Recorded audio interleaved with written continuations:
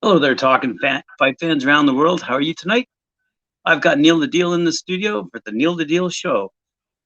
Ready to talk boxing, and in particular, actually, who are we going to talk about tonight, Neil? Hey, good evening, Graham. Yeah, we're going to be talking about a guy from your home country, England, Liam Smith from Liam the Smith. from the Fighting Smith brothers. There's just a bunch of those Smith brothers, and they're a big family of fighters over there in England, the Smiths. But we're going to talk about Liam specifically because he's got a big fight coming up tomorrow night, and we'll get into that later on in the show. But yeah. So we're going to talk about Liam Smith. He was born Liam Mark Smith, and his nickname is Beefy. Beefy. He must have liked a lot of, I don't know, bangers and mash or something when he was a kid or something. They decided to call him Beefy. So that's his handle. It's probably given to him by one of his brothers. But it's pretty funny.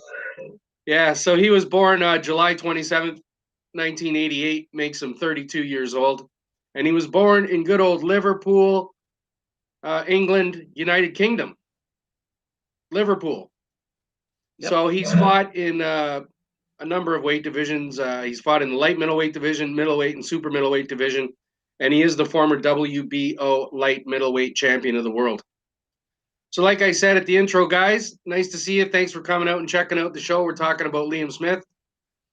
And he has three brothers who are also pro fighters, Paul, Stephen, and Callum. So imagine what that household was like when there was a discrepancy. I'm using the washroom. No, you and I want the, you know what I mean? Whatever. Those and apparently they're all really, like, I've seen them, all of them fight, and they're all really good fighters. So it's pretty amazing that they all became professional fighters. So Liam started fighting as a teenager, and probably through the guidance of his older brothers. I believe he's the third brother out of the four. And he basically, I saw in an interview where he said that he got into boxing so he could keep himself out of trouble. He was always getting in trouble out there, kind of like these. He's probably an English soccer fan too, right? They're always getting in trouble. Those guys. As a teenager, he said he got into boxing, and that way that would keep him in the house at night. Either that or be out on the streets causing a ruckus, or whatever they want to call it, right? So he's had a really good career, amateur and pro. He's a really good fighter. He's got power in both hands. He's got good power. He works the body really well in most of his fights I've seen. He fights, I like him and all his brothers. They fight with a lot of heart, and he's got great stamina. I noticed in the ring. He really he doesn't really run out of gas very often. He can really go. So I've enjoyed the fights that I've watched him in. I hope you guys are going to enjoy them too. So in his amateur career, he fought at a boxing gym. I believe it's a pretty famous boxing gym. It's called Rotundo ABC Gym in Liverpool. That's what he was fighting out of. And in 2007 and 2008, he won the ABA championships there in England. And they've changed the name now. They call it the England Boxing National Amateur Championships. So they changed it from the ABA. So he had a pretty short career as an amateur. Then he turned pro in 2008 at the age of 20 years old. And his pro bouts go such as this. He's had 32 bouts, all totaled, of which he has 29 wins. That's pretty good, Graham. Yep. 2 losses and 1 draw. And he's got 16 knockouts out of those 32 fights. So that gives him an exactly 50% knockout ratio. So 50-50 chance of being knocked out. Yeah. Yeah, he's 50-50 chance of being knocked out. That's a good one. Yeah. Well, he's definitely knows how to knock him out. There's no doubt about it. I saw quite a number of fights where he had some spectacular knockouts, and like I say earlier on, he works the body really well. He's a really well-rounded fighter, and he seems to get around the ring really well. And he can also he likes to put a lot of pressure on his opponents. He's a bit of a pressure fighter, so I like that about him. And so far so good. He's doing, he's a former world champion, and he's going up this weekend, I believe tomorrow night. We're going to talk about it for another title. So he fought his first 23 bouts of his career all in England.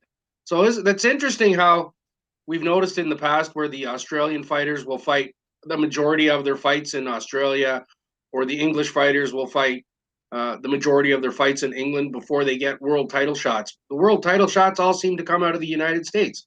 That's would be, a lot of them. Not all of them, but you know what I mean? Yeah. So he fought primarily in England for his first bunch of fights, and now he's getting a couple of shots to fight in the United States. He's fought a few times, and I believe the fight coming up is going to be in Russia tomorrow night. So that's interesting. There's going to be a fight in Russia. So let's go over some of the awards and belts and stuff that he's won over his career. December 2012, he won the Commonwealth middleweight title. In September 2013, he won the British light middleweight title. In October 2014, he won the WBA Continental light middleweight title. Then in April 2015, he won the WBO Intercontinental light middleweight title. Then in October 2015, he won his world championship belt there. He won the WBO light middleweight title. And then in March 2019, he won the WBC silver light middleweight title. So he's won quite a number of titles, over his career. He's definitely a really exciting fighter to watch. I've seen him in a bunch of fights, guys. He's a very exciting fighter to watch. And he's only had the 2 losses, Graham, right? Like I said, he's got the 29 wins and the 2 losses. Now, the only losses that he has have come at the hands of one, Canelo Alvarez. Wow. Right? So he lost by a 9th round KO back in September 2016 to Alvarez. I believe that's when he lost that WBO title to Alvarez.